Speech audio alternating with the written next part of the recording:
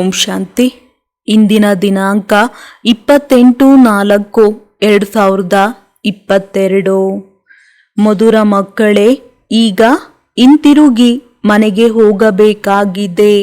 ಆದ್ದರಿಂದ ದೇಹಭಾನವನ್ನು ಬಿಡುತ್ತಾ ಸಾಗಿರಿ. ನಾನು ಬಹಳ ಚೆನ್ನಾಗಿದ್ದೇನೆ, ಧನವಂತನಾಗಿದ್ದೇನೆ ಎಂಬುದೆಲ್ಲವನ್ನು ಬಿಟ್ಟು ತಮ್ಮನ್ನು ಆತ್ಮನೆಂದು ತಿಳಿದುಕೊಳ್ಳಿ.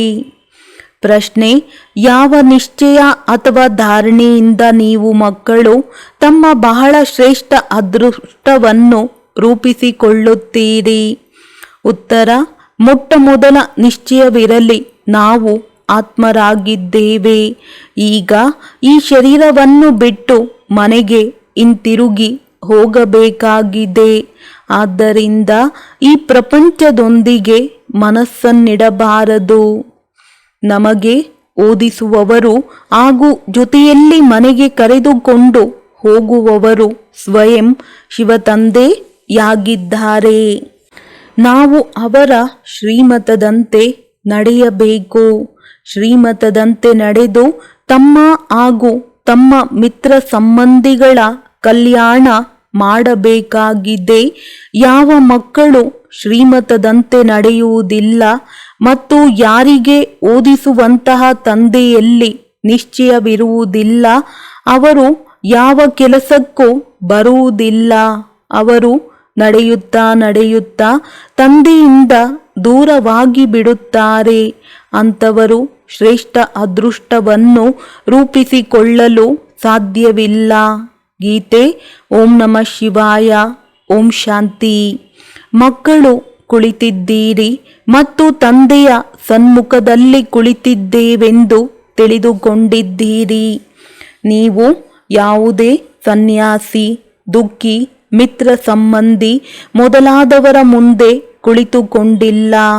ನಾವು ಅವಶ್ಯವಾಗಿ ಅತಿ ಮಧುರ ತಂದೆ ಯಾರನ್ನು ನಾವು ಜನ್ಮ ಜನ್ಮಾಂತರದಿಂದ ನೆನಪು ಮಾಡುತ್ತಿದ್ದೆವು, ಅವರ ಸನ್ಮುಖದಲ್ಲಿ ಕುಳಿತಿದ್ದೇವೆಂದು ತಿಳಿದುಕೊಂಡಿದ್ದೇವೆ. ನಾವು ಸಹ ಬದುಕಿರುವಾಗಲೇ ಅವರ ಮಕ್ಕಳಾಗಿದ್ದೇವೆ. ಸನ್ಯಾಸಿಗಳಂತೂ ಅನುಯಾಯಿಗಳಾಗಿದ್ದು ತಮ್ಮ ಮನೆಯಲ್ಲಿರುತ್ತಾರೆ. ಅವರು ತಮ್ಮನ್ನು ಅನುಯಾಯಿಗಳೆಂದು ಹೇಳಿಕೊಂಡರೂ ಸಹ ಸನ್ಯಾಸಿಗಳನ್ನು ಅನುಸರಿಸುವುದಿಲ್ಲ. ನೀವು ಮಕ್ಕಳು ತಂದೆಯನ್ನು ಅನುಸರಿಸಬೇಕು. ನಾವು ಆತ್ಮರು ತಂದೆ ಎಲ್ಲಿಗೆ ಹೋಗುತ್ತಾರೆಯೋ ಅಲ್ಲಿಗೆ ನಾವು ಹೋಗುತ್ತೇವೆಂದು ಬುದ್ಧಿಯಲ್ಲಿ ನೆನಪಿರಬೇಕು. ನಿರಾಕಾರ ತಂದೆ ಪತಿತರನ್ನು ಪಾವನ ಮಾಡುವುದಕ್ಕಾಗಿ ಪರಮಧಾಮದಿಂದ ಇಲ್ಲಿಗೆ ಬಂದಿದ್ದಾರೆ. ಬರುವುದು ಸಹ ಪತಿತ ಪ್ರಪಂಚದಲ್ಲಿ, ಪತಿತ ಶರೀರದಲ್ಲಿ ಬರುತ್ತಾರೆ. ಯಾರು ಮೊದಲನೆಯ ಸ್ಥಾನದಲ್ಲಿ ಪಾವನರಾಗಿದ್ದರೂ ಅವರು 84 ಜನ್ಮಗಳನ್ನು ತೆಗೆದುಕೊಳ್ಳುತ್ತಾರೆ. ಅವರಲ್ಲಿಯೇ ಕುಳಿತುಕೊಂಡು ಇದೆಲ್ಲವನ್ನು ತಿಳಿಸುತ್ತಾರೆ. ಇಲ್ಲಿ ಅನೇಕ ಮಕ್ಕಳು ಕುಳಿತಿದ್ದಾರೆ. ಶಿಕ್ಷಕರು ಒಬ್ಬರಿಗೆ ಮಾತ್ರ ಓದಿಸುತ್ತಾರೇನು? ಕೇವಲ ಅರ್ಜುನನಿಗಾಗಿ ಭಗವಾನುವಾಚ ಇರಲು ಸಾಧ್ಯವಿಲ್ಲ. ನಾವು ಆತ್ಮಗಳು ತಂದೆಯ ಸನ್ಮುಖದಲ್ಲಿ ಕುಳಿತಿದ್ದೇವೆಂದು ಮಕ್ಕಳು ತಿಳಿದುಕೊಂಡಿದ್ದೀರಿ. ಬೇರೆ ಯಾವ ಸತ್ಸಂಗದಲ್ಲಿಯೂ ಹೀಗೆ ತಿಳಿದುಕೊಳ್ಳುವುದಿಲ್ಲ. ನೀವು ಈಗ ಮನೆಗೆ ಹಿಂತಿರುಗಬೇಕೆಂದು ನಿಮಗೆ ತಿಳಿಸಲಾಗಿದೆ. ಶರೀರವನ್ನು ಇಲ್ಲಿಯೇ ಬಿಡಬೇಕಾಗಿದೆ. ಆದ್ದರಿಂದ ದೇಹಭಾನವನ್ನು ಬಿಡುತ್ತಾ ನಡೆಯಿರಿ. ನಾನು ಬಹಳ ಚೆನ್ನಾಗಿದ್ದೇನೆ, ಧನವಂತನಾಗಿದ್ದೇನೆ, ಇದೆಲ್ಲವನ್ನು ಬಿಡಬೇಕಾಗಿದೆ. ನಾನು ಆತ್ಮನಾಗಿದ್ದೇನೆಂಬ ನಿಶ್ಚಯ ಮಾಡಿಕೊಳ್ಳಬೇಕು. ತಂದೆಯನ್ನು ನೆನಪು ಮಾಡುತ್ತಾ ತಂದೆಯ ಜೊತೆ ಹೋಗಬೇಕು. ನನಗೆ ದೇಹಾಭಿಮಾನ ಬರುವುದಿಲ್ಲ, ಏಕೆಂದರೆ ನನಗೆ ನನ್ನ ದೇಹವಿಲ್ಲವೆಂದು ಶಿವತಂದೆಯು ಹೇಳುತ್ತಾರೆ. ನಿಮಗೂ ಸಹ ಮೊದಲು ದೇಹಾಭಿಮಾನ ಇರಲಿಲ್ಲ ಅಲ್ಲವೇ? ನೀವು ಮೊದಲು ನನ್ನ ಬಳಿ ಇದ್ದವರು. ನಂತರ ನೀವು 84 ಜನ್ಮಗಳ ಪಾತ್ರವನ್ನು ಅಭಿನಯಿಸಬೇಕಾಯಿತು. ನಾವು ರಾಜ್ಯಭಾಗ್ಯವನ್ನು ತೆಗೆದುಕೊಂಡಿದ್ದೆವು. ನಂತರ ಮಾಯೆಯು ಸೋಲಿಸಿತೆಂದು ನೀವು ಹೇಳುತ್ತೀರಿ. ಈಗ ಮತ್ತೆ ನಿಮ್ಮನ್ನು ಮುಕ್ತಿಧಾಮಕ್ಕೆ ಹಿಂತಿರುಗಿ ಕರೆದುಕೊಂಡು ಹೋಗಲು ಬಂದಿದ್ದೇನೆ. ಶರೀರವನ್ನಂತೂ ತೆಗೆದುಕೊಂಡು ಹೋಗುವುದಿಲ್ಲ. ಇದು ಹಳೆಯ ಶರೀರವಾಗಿದೆ. ಆದ್ದರಿಂದ ಈ ದೇಹಭಾನವನ್ನು ಬುದ್ಧಿಯಿಂದ ದೂರಗೊಳಿಸಬೇಕು. ಆದರೆ ತಮ್ಮ ಗೃಹಸ್ಥ ವ್ಯವಹಾರದಲ್ಲಿರಬೇಕು, ಏಕೆಂದರೆ ಇದು ಯಾವುದೇ ಸನ್ಯಾಸಿಗಳ ಮತವಲ್ಲ. ತಮ್ಮ ಮನೆ ಮಠವನ್ನೂ ಸಹ ಪಾಲನೆ ಮಾಡಬೇಕು. ಅವರು ಎಲ್ಲವನ್ನೂ ಬಿಟ್ಟು ಹೋಗುತ್ತಾರೆ. ಆದರೆ ತಂದೆಯು ಮಕ್ಕಳಿಂದ ಏನನ್ನೂ ಬಿಡಿಸುವುದಿಲ್ಲ. ತಂದೆಯು ತಿಳಿಸುತ್ತಾರೆ, ನೀವು ನಿಮ್ಮ ಮಕ್ಕಳಿಗೂ ಸಹ ಶಿವ ತಂದೆಯನ್ನು ನೆನಪು ಮಾಡಿ ಎಂದು ನೆನಪು ತರಿಸಬೇಕಾಗಿದೆ. ತಿಳಿಸಿಕೊಡುತ್ತಿದ್ದಾಗ ಅವರಿಗೂ ಶಿವ ತಂದೆಯ ಜೊತೆ ಪ್ರೀತಿಯುಂಟಾಗುವುದು. ಶಿವ ತಂದೆಯು ಎಷ್ಟೊಂದು ಮಧುರ ಹಾಗೂ ಪ್ರಿಯರಾಗಿದ್ದಾರೆ. ಎಲ್ಲರನ್ನೂ ಇಲ್ಲಿಯೇ ಇಟ್ಟುಕೊಂಡರೆ ಮಕ್ಕಳನ್ನು ಯಾರು ನೋಡಿಕೊಳ್ಳುತ್ತಾರೆ? ಇಲ್ಲಿ ಅನೇಕ ಮಕ್ಕಳು ಈ ರೀತಿ ಇದ್ದಾರೆ. ಅವರು ಇಲ್ಲಿಂದ ಶರೀರವನ್ನು ಬಿಟ್ಟು ಹೋಗಿ ಮತ್ತೆ ಬೇರೆ ಜನ್ಮವನ್ನು ತೆಗೆದುಕೊಂಡು ತಂದೆಯಿಂದ ಆಸ್ತಿಯನ್ನು ತೆಗೆದುಕೊಳ್ಳಲು, ತಂದೆ ಜೊತೆ ಮಿಲನ ಮಾಡಲು ಮತ್ತೆ ಬರುತ್ತಾರೆ. ನಾವು ಆತ್ಮನಾಗಿದ್ದೇವೆ ಎನ್ನುವ ನಿಶ್ಚಯವಿರಬೇಕು. ಈ ಶರೀರವನ್ನು ಬಿಟ್ಟು ಮನೆಗೆ ಹಿಂತಿರುಗಬೇಕು. ಈ ಪ್ರಪಂಚದಲ್ಲಿ ನಾವು ಮನಸ್ಸನ್ನು ಇಡಬಾರದು. ನಾವು ಬ್ರಹ್ಮತತ್ವದಲ್ಲಿ ಲೀನವಾಗುತ್ತೇವೆಂದು ಸನ್ಯಾಸಿಗಳು ಹೇಳುತ್ತಾರೆ. ಇಲ್ಲಿ ಅನೇಕ ಮತಾಂತರಗಳಿವೆ. ಆದರೆ ನಮಗೆ ಒಬ್ಬ ತಂದೆಯೇ ಇದ್ದಾರೆ. ನಾವು ಮಕ್ಕಳನ್ನು ಹಿಂತಿರುಗಿ ಕರೆದೊಯ್ಯಲು ತಂದೆಯು ಬಂದಿದ್ದಾರೆ. ಸತ್ಯಯುಗದಲ್ಲಿ ಈ ಎಲ್ಲ ಧರ್ಮಗಳು ಇರಲಿಲ್ಲ. ಈಗ ಸತ್ಯಯುಗ ಸ್ಥಾಪನೆಯಾಗುತ್ತಿದೆ. ತಂದೆಯು ಈಗ ಪುನರ್ಸ್ಥಾಪಕ ಆಗಿದ್ದಾರೆ. ಈಗ ನೀವು ಪರಿವರ್ತನೆ ಆಗುತ್ತಿದ್ದೀರಿ. ಅವತಾರವೆಂದು ಒಬ್ಬ ತಂದೆಗೆ ಮಾತ್ರ ಹೇಳಲಾಗುತ್ತದೆ. ಅನೇಕ ಮಕ್ಕಳು ಹೀಗೆ ಬರೆಯುತ್ತಾರೆ, ಬಾಬಾ, ನಮ್ಮ ಜೀವನದಲ್ಲಿ ಉತ್ತಮವಾದ ಪರಿವರ್ತನೆ ಬಂದಿದೆ. ಆದರೆ ಕೆಲವೊಮ್ಮೆ ಸ್ವಲ್ಪ ಕ್ರೋಧ ಬರುತ್ತದೆ. ಹೌದು ಮಕ್ಕಳೇ, ಹೀಗೆ ನಡೆಯುತ್ತದೆ. ಯಾವುದೇ ಕಾಯಿಲೆಯೇ ಆಗಲಿ ತಕ್ಷಣ ಹೊರಟು ಹೋಗುತ್ತದೆಯೇ? ಏಕೆಂದರೆ ನಿಮ್ಮಲ್ಲಿ ಎಲ್ಲ ಗುಣಗಳು ಖಾಲಿಯಾಗಿ ನಿರ್ಗುಣ ಉಳ್ಳವರಾಗಿದ್ದೀರಿ. ಈಗ ಸರ್ವಗುಣವಂತರಾಗಬೇಕು. ನಿಮಗೆ ಅಪಾರ ಧನ ಸಿಗುತ್ತದೆ. ಆದರೆ ಅಲ್ಲಿ ಲೋಭದ ಮಾತೆ ಇರುವುದಿಲ್ಲ. ಇಲ್ಲಿ ಲೋಭಕ್ಕೆ ವಶರಾಗಿ ಎಷ್ಟೊಂದು ಕಳ್ಳತನ ಮೊದಲಾದವುಗಳನ್ನು ಮಾಡುತ್ತಾರೆ. ಅಧಿಕಾರಿಗಳ ಉದಾಸೀನತೆಯಿಂದ ದವಸ ಧಾನ್ಯದ ಗೋಡನ್ನನ್ನು ಹಾಳು ಮಾಡಿ ಸುಟ್ಟು ಹಾಕುತ್ತಾರೆ. ಇಲ್ಲಿ ಮನುಷ್ಯರು ಹಸಿವೆಯಿಂದ ಕಷ್ಟಪಡುತ್ತಾರೆ. ನಮಗೆ ಶಿವತಂದೆಯು ಓದಿಸುತ್ತಿದ್ದಾರೆಂದು ನೀವು ತಿಳಿದುಕೊಂಡಿದ್ದೀರಿ. ಮೊಟ್ಟ ಮೊದಲು ನಮಗೆ ಶಿವತಂದೆ ಓದಿಸುತ್ತಿದ್ದಾರೆಂಬ ನಿಶ್ಚಯವು ಎಲ್ಲಿಯವರೆಗೆ ಆಗುವುದಿಲ್ಲವೋ ಅವರು ಯಾವ ಕೆಲಸಕ್ಕೂ ಉಪಯೋಗವಾಗುವುದಿಲ್ಲ. ನಿಮ್ಮ ಆತ್ಮವು ಪತಿತವಾಗಿದೆ ಎಂದು ತಂದೆಯು ತಿಳಿಸಿದ್ದಾರೆ. ಈಗ ಪಾವನವಾಗುತ್ತಿದೆ. ಆದ್ದರಿಂದ ಅಗತ್ಯವಾಗಿ ಶ್ರೀಮತದಂತೆ ನಡೆಯಬೇಕು. ತಮ್ಮ ಮತವನ್ನು ನಡೆಸಬಾರದು. ಶ್ರೀಮತದಂತೆ ಮಿತ್ರ ಸಂಬಂಧಿಗಳ ಕಲ್ಯಾಣವನ್ನು ಸಹ ಮಾಡಬೇಕು. ಪತ್ರವನ್ನು ಬರೆಯಬೇಕು. ಒಂದು ವೇಳೆ ಶ್ರೀಮತದಂತೆ ಪತ್ರ ಬರೆಯದಿದ್ದರೆ ಅಕಲ್ಯಾಣ ಮಾಡುತ್ತೀರಿ. ಅನೇಕರು ಬಚ್ಚಿಟ್ಟುಕೊಂಡು ಪತ್ರ ಬರೆಯುತ್ತಾರೆ. ಬಾಬಾ ಶಿಕ್ಷಕ ಕುಳಿತಿದ್ದಾರೆ. ಆದುದರಿಂದ ಅವರಿಗೆ ಎಲ್ಲವನ್ನು ಹೇಳಬೇಕು. ತಂದೆಯು ನಿಮಗೆ ಈ ರೀತಿ ಪತ್ರವನ್ನು ಬರೆಯುವುದನ್ನು ಕಲಿಸುತ್ತಾರೆ. ಅದನ್ನು ಓದುವವರು ರೋಮಾಂಚನವಾಗಿ ನಿಂತು ಬಿಡುತ್ತಾರೆ. ಪತ್ರ ಬರೆಯುವುದಕ್ಕೆ ತಂದೆಯು ಬೇಡ ಎಂದು ಹೇಳುವುದಿಲ್ಲ, ಏಕೆಂದರೆ ನೀವು ಆ ಸಂಬಂಧವನ್ನು ನಿಭಾಯಿಸಬೇಕು. ಇಲ್ಲದಿದ್ದರೆ ದಾನವನ್ನು ಮನೆಯಿಂದ ಹೇಗೆ ಆರಂಭ ಮಾಡುತ್ತೀರಿ? Charity begins at home. ಕೆಲವರು ಶ್ರೀಮತದಂತೆ ನಡೆಯದೆ ತಂದೆಯಿಂದ ದೂರವಾಗುತ್ತಾರೆ. ಅದೃಷ್ಟದಲ್ಲಿ ಇಲ್ಲದಿದ್ದರೆ ಆಜ್ಞೆಯಂತೆ ನಡೆಯುವುದಿಲ್ಲ. ತಮ್ಮ ಸ್ತ್ರೀಯನ್ನು ತಮ್ಮ ಹಿಡಿತದಲ್ಲಿ ಇಟ್ಟುಕೊಂಡು ಪ್ರೀತಿಯಿಂದ ತಿಳಿಸಿಕೊಡುವುದು ನಿಮ್ಮ ಕರ್ತವ್ಯವಾಗಿದೆ. ಶಾಸ್ತ್ರಗಳಲ್ಲಿ ಈ ಸಮಯದ ಎಲ್ಲ ಮಾತುಗಳು ಬರೆಯಲ್ಪಟ್ಟಿವೆ. ಮೊದಲು ನೀವು ಬ್ರಾಹ್ಮಣರೂ ಸಹ ಮಂದಬುದ್ಧಿಯವರಾಗಿದ್ದೀರಿ. ಈಗ ತಂದೆಯು ಬುದ್ಧಿವಂತರನ್ನಾಗಿ ಮಾಡಿದ್ದಾರೆ. ಶಿವತಂದೆಯು 5000 ವರ್ಷದ ಹಿಂದೆ ಇದೇ ರೀತಿ ಪಾತ್ರ ಮಾಡಿರಬೇಕೆಂದು ನೀವು ತಿಳಿದುಕೊಂಡಿದ್ದೀರಿ. ಹೀಗೆ ತಿಳಿಸಿರಬೇಕು. ಹಾಗೂ ಈ ಬ್ರಹ್ಮ ತಂದೆಯೂ ಸಹ ತಿಳಿದುಕೊಂಡಿದ್ದಾರೆ. ಈಗ ನೀವು ಪುರುಷಾರ್ಥ ಮಾಡುತ್ತಿದ್ದೀರಿ. ಯಾರು ಉತ್ತಮ ಸೇವೆಯನ್ನು ಮಾಡುತ್ತಾರೆ ಅವರು ಸೂಕ್ಷ್ಮ ದೇವತೆ ಆಗುವರು. ಒಂದು ವೇಳೆ ಲೆಕ್ಕಾಚಾರ ಉಳಿದುಕೊಂಡರೆ ಶಿಕ್ಷೆಗೆ ಗುರಿಯಾಗುತ್ತಾರೆ.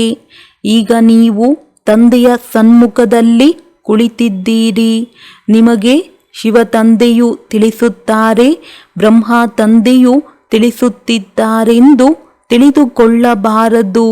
ಮಕ್ಕಳೇ, ಈಗ ನಾಟಕ ಅಂತ್ಯವಾಗುವುದಿದೆ.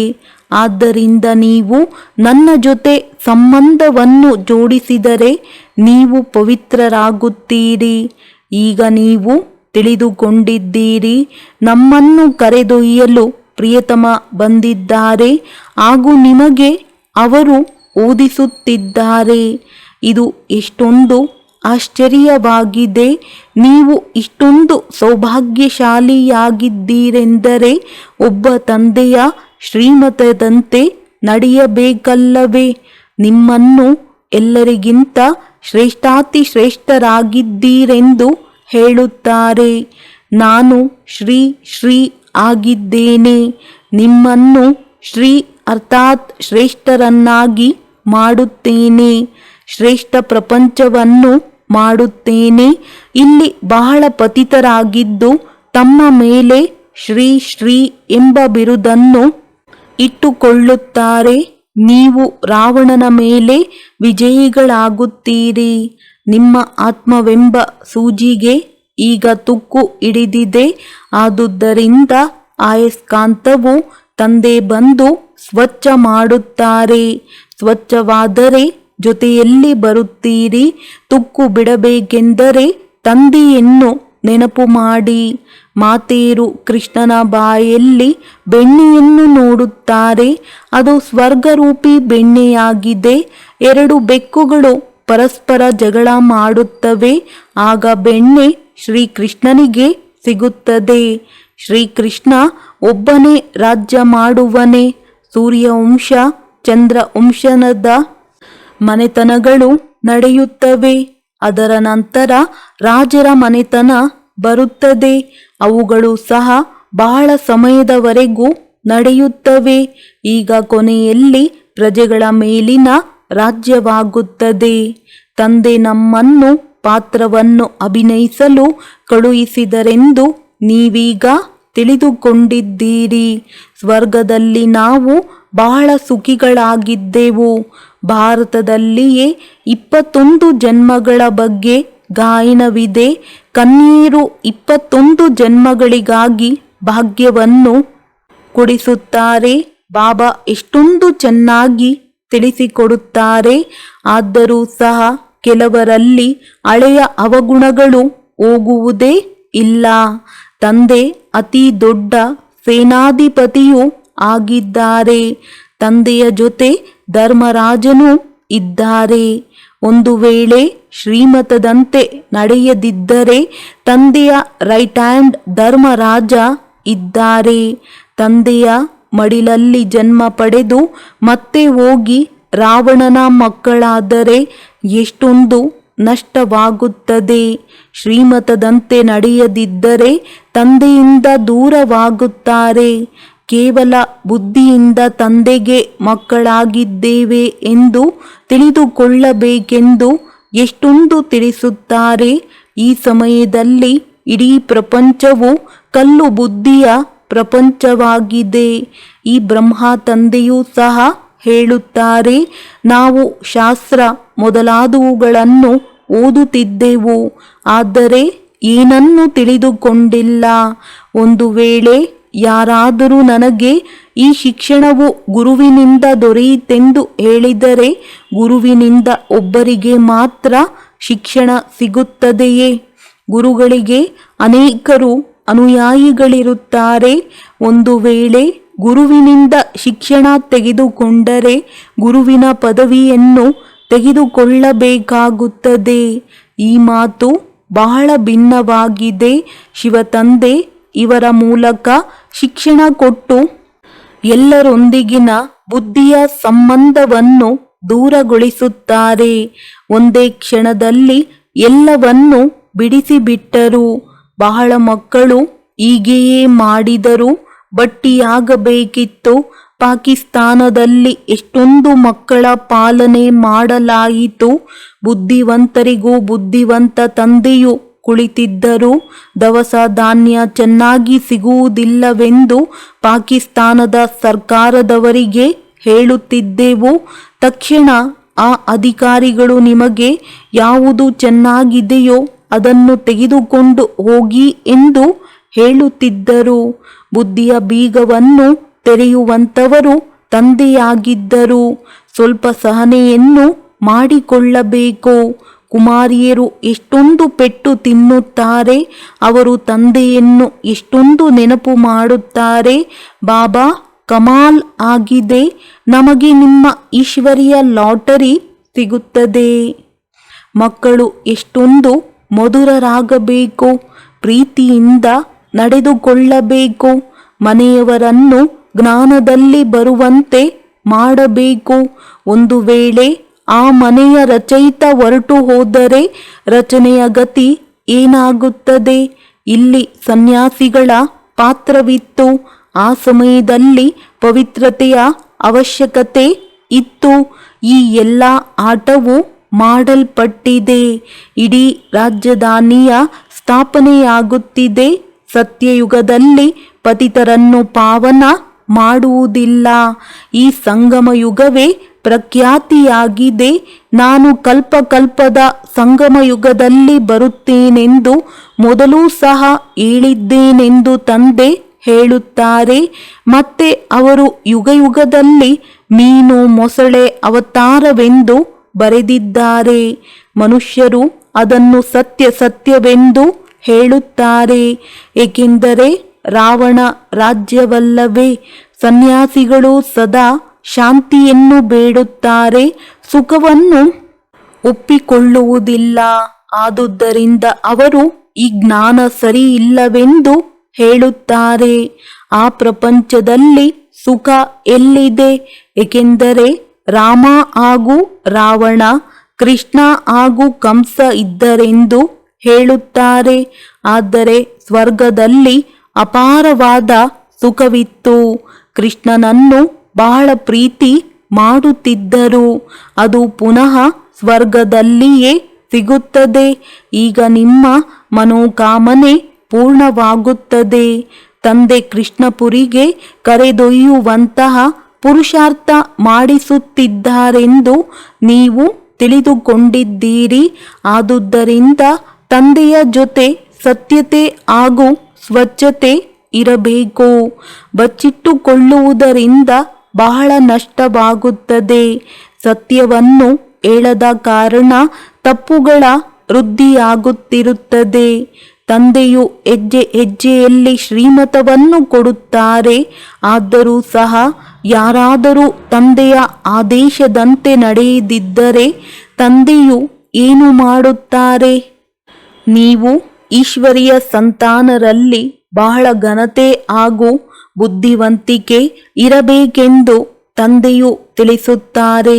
ಬಹಳ ಪ್ರೀತಿಯಿಂದ ನೀವು ಎಲ್ಲರಿಗೂ ತಂದೆಯ ಪರಿಚಯವನ್ನು ಕೊಡಬೇಕು.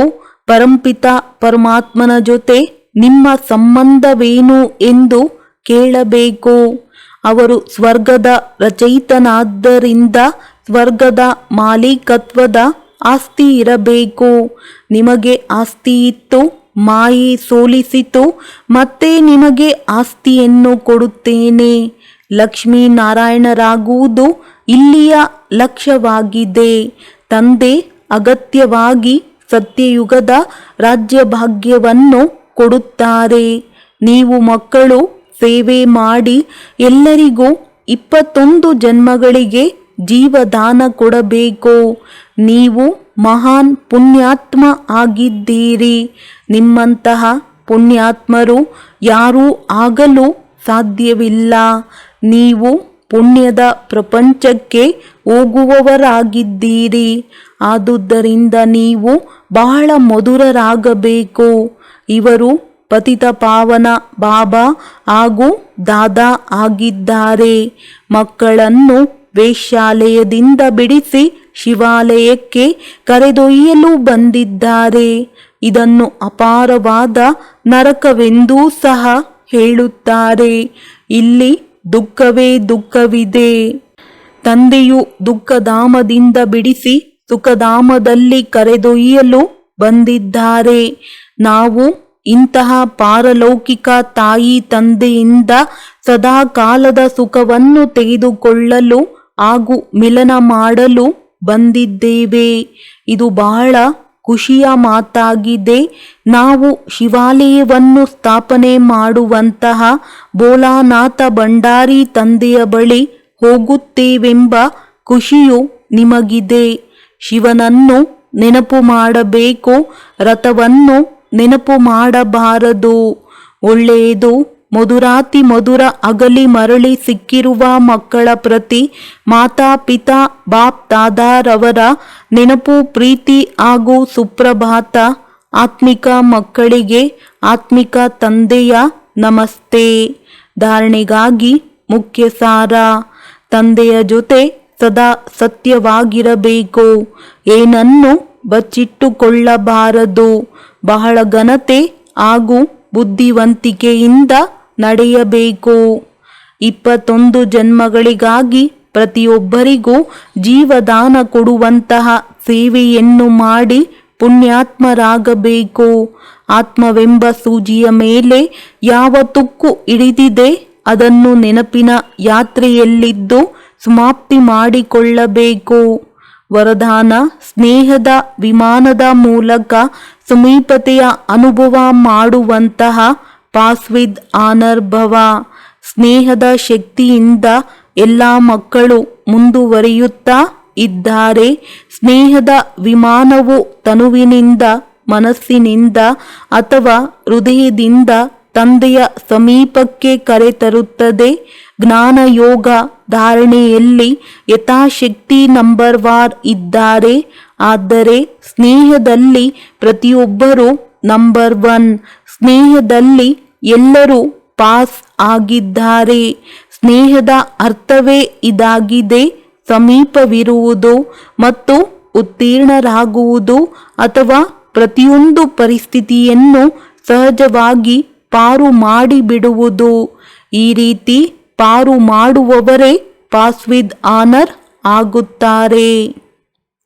ಸ್ಲೋಗನ್: ಮಾಯೆ ಹಾಗೂ ಪ್ರಕೃತಿಯ ಬಿರುಗಾಳಿಗಳಲ್ಲಿ ಸುರಕ್ಷಿತವಾಗಿರಬೇಕೆಂದರೆ ಹೃದಯ ಸಿಂಹಾಸನಾಧೀಶರು ಆಗಿಬಿಡಿ. ಒಳ್ಳೆಯದು. ಓಂ ಶಾಂತಿ.